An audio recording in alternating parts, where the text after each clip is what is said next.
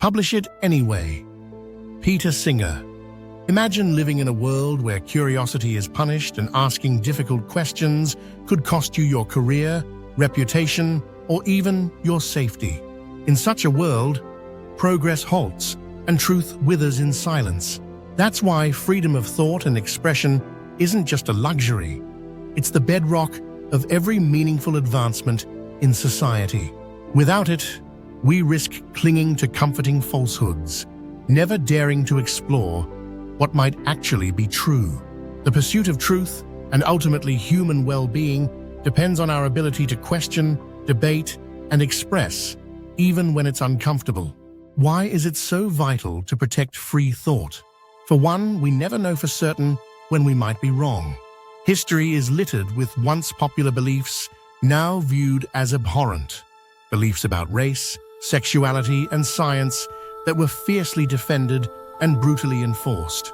Societies once certain the Earth was the universe's center, or that interracial relationships were immoral, reveal how dangerous unchecked certainty can be. If we're unable to question consensus, we may doom ourselves to live in collective delusion. But there's another, more subtle danger. Even when our beliefs are right, they grow fragile if never challenged. When ideas aren't tested, we lose the ability to explain and defend them. Worse, we begin to hold them dogmatically, more out of habit than understanding. True conviction only emerges when beliefs endure rigorous debate. Suppressing dissent, even in the name of protection, undermines the resilience of truth itself.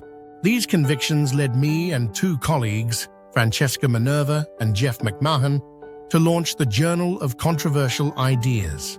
We were alarmed by a growing fear among academics. Fear that raising provocative questions could provoke public outrage or institutional punishment. One pivotal moment was when philosopher Rebecca Tuvel published a paper comparing transgender and transracial identity. While she supported transgender rights, she dared to ask whether the logic extended to racial identity, a topic that triggered widespread condemnation.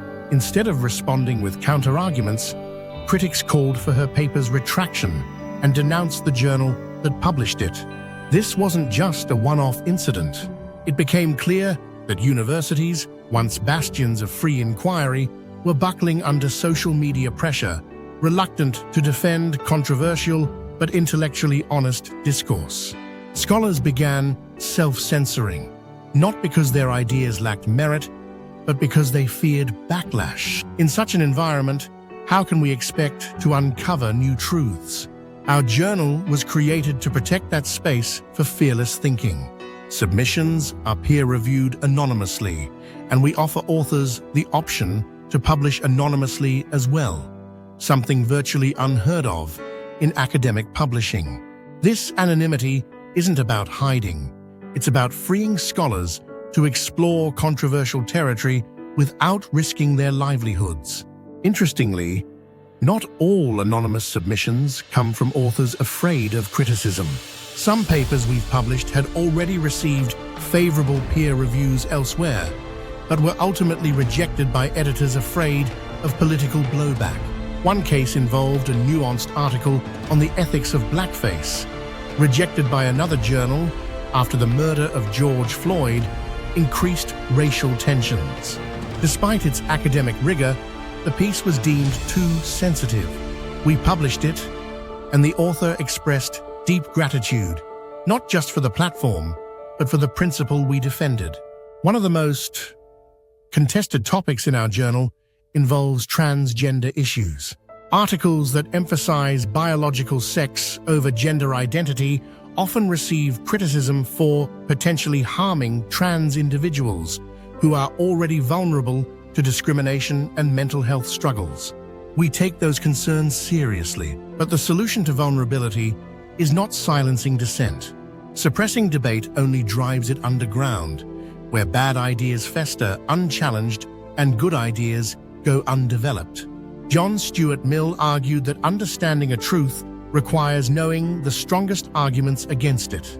If we silence those arguments, we weaken our own grasp on what we believe.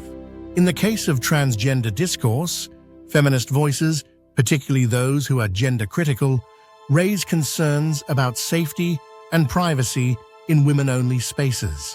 These concerns, though uncomfortable, are not baseless. There is real data about the risks some women associate with male biology, even when that person identifies as a woman. The point isn't that one side is right and the other is wrong. The point is that both sides must be heard. Only then can society craft thoughtful, humane policies that acknowledge complex realities.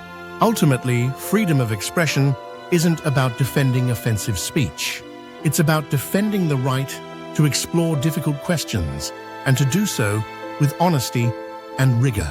A society that fears questions is a society that fears growth. And a society that punishes thinkers is a society that chooses stagnation